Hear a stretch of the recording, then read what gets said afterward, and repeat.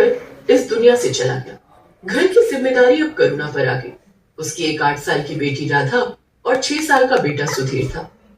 बिन बाप के बच्चों को उसने बड़े लाड प्यार से पाला था। वो बड़ी दयालु थी।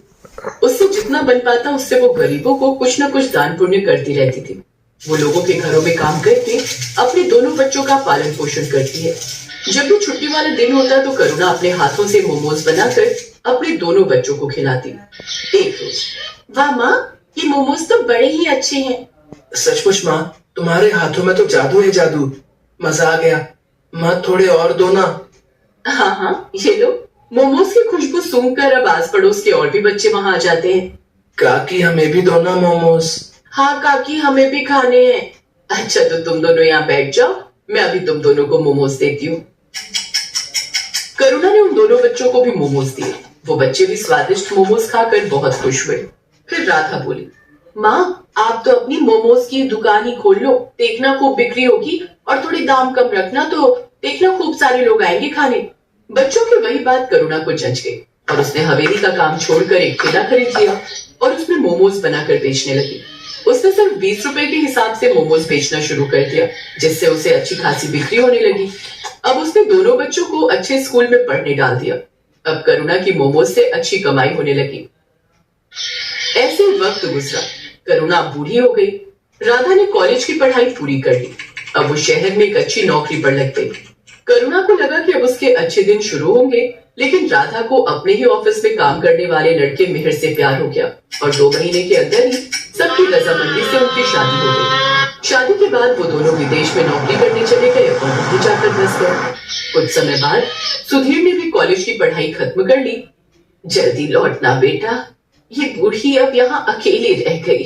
क्या माँ, पहले जाने तो दो, पहले ही टोक दिया। अब सुधीर भी शहर चला गया और करुणा गांव में ही रहकर मोमोज बेचने लगी। लेकिन वक्त के साथ और भी दुकानें खुल गई जिसमें नए नए तरह से मोमोज बनाकर बेचने लगे, जिस कारण अब उसकी दुकान इतनी नहीं चलती। उधर शहर में सुधीर की अच्छी नौकरी लग गई और वो वहीं के ऐशो आराम में खो गया और अपनी माँ को भूल गया। कुछ समय बाद उसने वहीं एक लड़की से शादी की कर ली और उसके साथ वो वहीं बस गया। करुणा के दोनों बच्चे उससे दूर अपनी अलग दुनिया बसाकर बस गए। बूढ़ी करुणा का काम अब ठीक से नहीं चल रहा था। एक रोज करुणा बहुत धार्मिक स्वभाव की थी। वो हर रोज गणेश जी के मंदिर में जल चढ़ाने जाती थी और प्रार्थना किया करती थी, हे भगवान, इस अभागन पर दया दृष्टि डालो। जीवन बहुत कठिन हो गया है। लोगों से उधार लेकर मैंने अपने बेटे को पढ़ाया और अब वो मुझसे मिलने भी नहीं आता। मेरे पति के गुजर जाने के बाद उनकी दुकान चलाना मुश्किल हो गया है। कोई काम करने वाला नहीं है और अब इस बूढ़ी से इतना काम भी नहीं हो पाता। हे प्रभु दया करो। ये बोलकर करुणा वहां से चली जाती है। करुणा निराश मन के साथ दुकान पर बैठी होती है। तभी करुणा के पास 2 जुड़वा बच्चे आते हैं। दोनों की उम्र 16 साल थी। वो आकर करुणा से कहते हैं, मैया, हम दोनों भाइयों के पास कोई घर नहीं है, क्या आप हमको अपने साथ रखेंगी? हम इसके बदले आपका सारा काम करेंगे। बेटा, मैं खुद परेशान हूँ, मैं तुम्हें अपने साथ कैसे रख सकती हूँ? मैया, हम आपका सारा काम करेंगे, बस आप हमें अपने साथ रख लीजिए। ठीक है। करुणा को उन दोनों जुड़वा बच्चों पर दया आ जाती है और वो दोनों को अपने साथ रख लेती है। भगवान ने इस बार करुणा की पुकार सुन ली।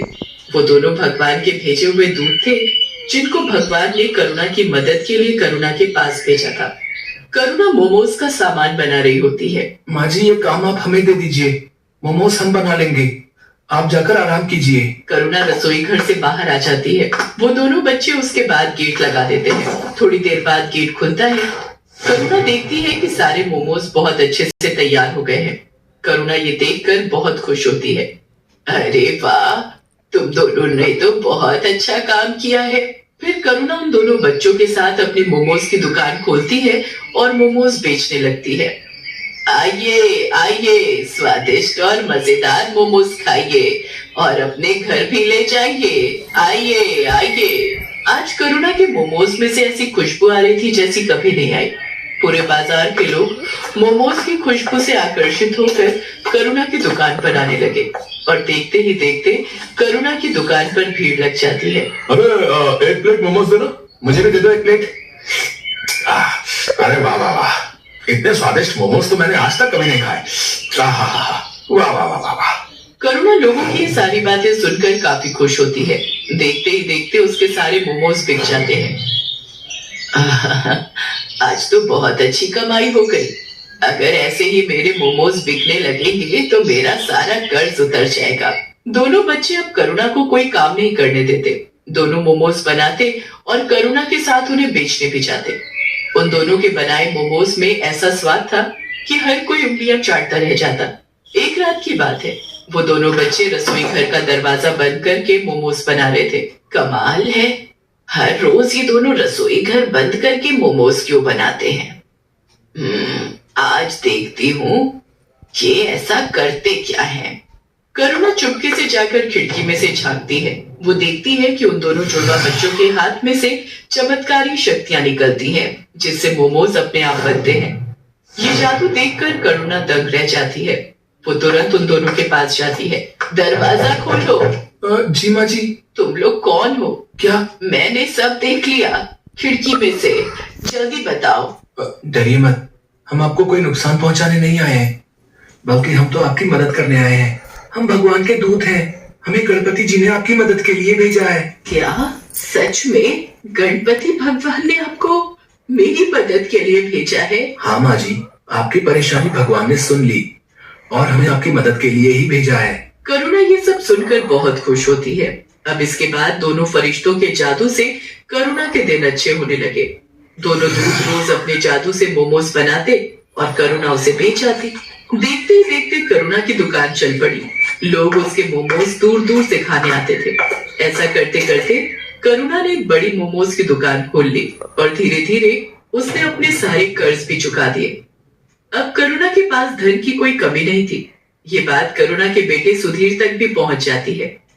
इधर सुधीर की नौकरी भी जा चुकी थी, इसलिए एक दिन करुणा का बेटा सुधीर अपनी बीवी के साथ वापस आ जाता है।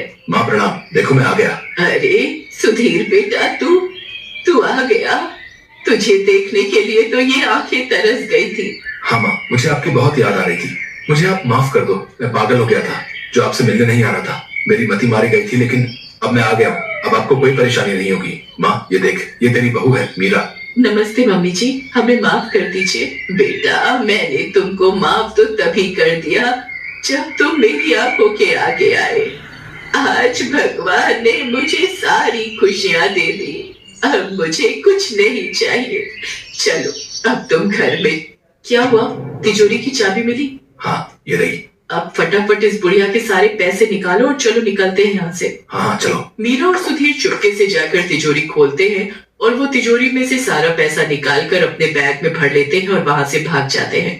भागते भागते वो गांव से बाहर निकल जाते हैं। तब वो थक कर एक जगह आराम करने के लिए बैठते हैं। इतना सारा पैसा मैंने पहली बार देखा है। अब जरा बैग खोलकर दिखाओ तो, इसे जी भर कर देख तो लूं मैं। सुधीर जैसे ही पैसों का बैग खोलता है वो देखता है कि उसमें बस राख है। दोनों फरिश्तों के जादू से वो सारे पैसे राख में बदल गए थे। वो दोनों ये देखकर दंग रह जाते हैं। वो दोनों राख को टटोल टटोल कर देखते हैं, पर पैसों का नामो निशान नहीं होता। अरे पैसे कहाँ गए? यहीं तो रखे थे। हाँ, पैसे कहाँ गए समझ नहीं आ रहा है। तभी वहाँ पर दोनों जुड़वा बच्चे आ जाते हैं और वो दोनों सुधीर और मीरा पर जोर जोर से हंसने लगते हैं। अरे मूर्खो, कुछ नहीं मिलेगा उसमें। तुम्हारे मन में जब कालिक भरी है तो उसमें भी कालिक ही होगी ना। कैसी संतान है तू, अपनी माँ को लूटना चाहता है। तेरी माँ ने तेरे लिए इतना सब किया। ये जो मिला है ना तेरे को, ये तेरे कर्मों का फल है। और बिना माँ के तेरा जीवन भी इस राख के जैसा है, किसी भी कीमत का नहीं। अभी भी समय है, सुधर जा और जाकर अपनी माँ से माफी मांग ले। आप तो उन्होंने हमारी आंखें खोल दी। हम लोभ में अंधे हो गए थे। हम अब से ऐसी गलती नहीं करेंगे, हमें माफ कर दो। फिर मीरा और सुधीर अपनी माँ के पास वापस चले जाते हैं और उसे सब सच बताकर माफी मांग लेते हैं। करुणा भी उनको माफ कर देती है। मैं तुम्हारा शुक्रिया कैसे करूं समझ नहीं आ रहा है। तुमने मेरी इतनी मदद की, इसके लिए धन्यवाद।